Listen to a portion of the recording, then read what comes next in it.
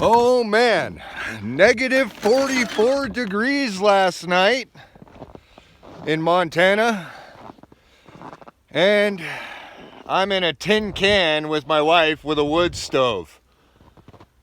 A lot of people lost power last night, and they were all complaining about them freezing. Honestly, it was about anywhere from 34 to 36 degrees inside this bus last night, and my wife and I were just fine. Of course, we did have to do shifts. I was up till about 2:30 in the morning, taking care of the wood stove, making sure I can crank it up to about 600 degrees.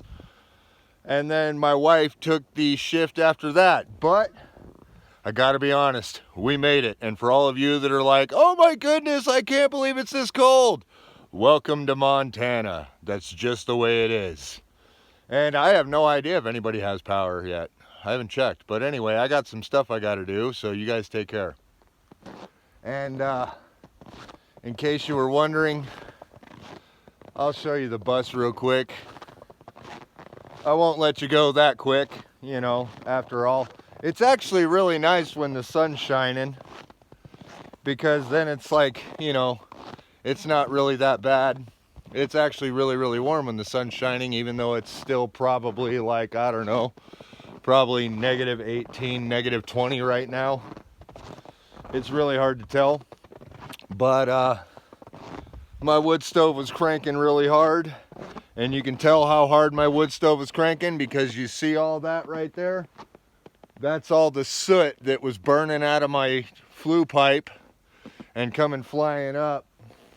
But I got to get up and knock the snow off the solar panels on the roof so that I can go ahead and get a good charge.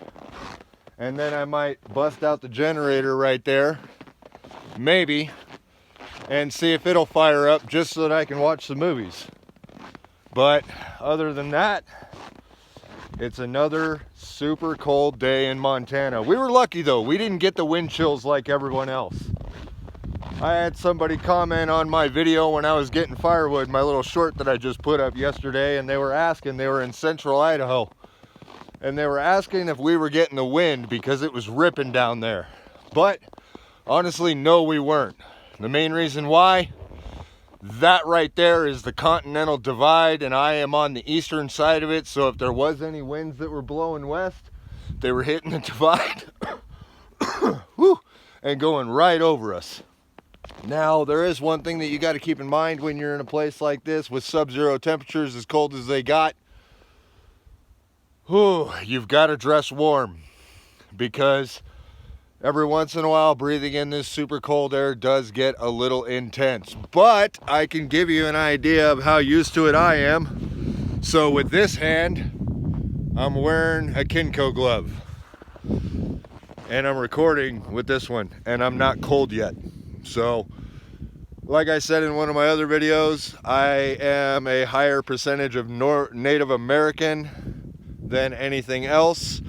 And my tribal roots actually stem from the East Coast in the frigid cold, very humid cold temperatures.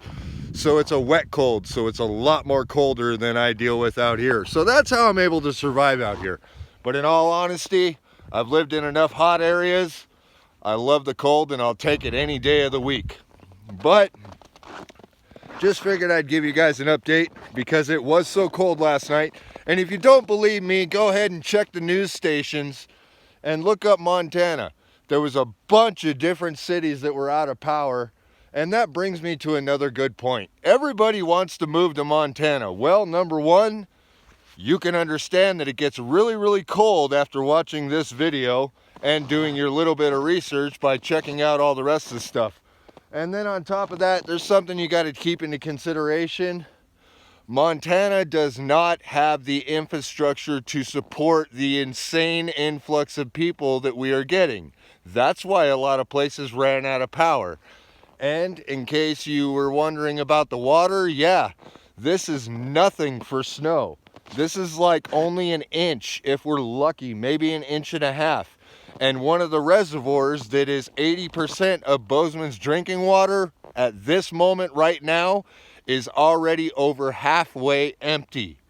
And we're not going to get enough water to go ahead and refill that reservoir. So for all of you out there that are like, oh man, Montana's the newest, greatest place, you might want to take these things into consideration, because this is the way it really is up here. We don't have a lot of water, we're very high elevation, and we get insanely cold over the winter. All of you that just moved here, I hope you survived, and I hope you're doing okay and everything's all right and you're starting to warm up, but you got to keep in mind, this is just the beginning. And this is a very abnormal winter. It's been a lot warmer this year than it normally is. Normally, it's like this all the time. So anyway, I'm gonna get started on my daily chores. I'm not even gonna bother trying to start that thing because I know it's too cold. But I will say one thing, if you haven't seen one of my older shorts when it was negative 35 and I started my Jeep after the whole hood and engine compartment was covered in snow, you should check that out, because I know for a fact that thing was start, but I'm not even gonna worry about it. I'm just gonna get started on my chores so that I can go ahead and get my solar panels charging. And as you can see, I'm already starting to turn into the Yeti again. So anyway, you guys take care. Hit that subscribe button if you're interested. If you liked anything on this video, leave a like on it. Share it with a friend. Make sure you share it with a friend, because trust me, they're really going to want to see this one, and it'll give you a little bit of insight to Montana, all right? Other than that, you guys take care, and I will see you next time.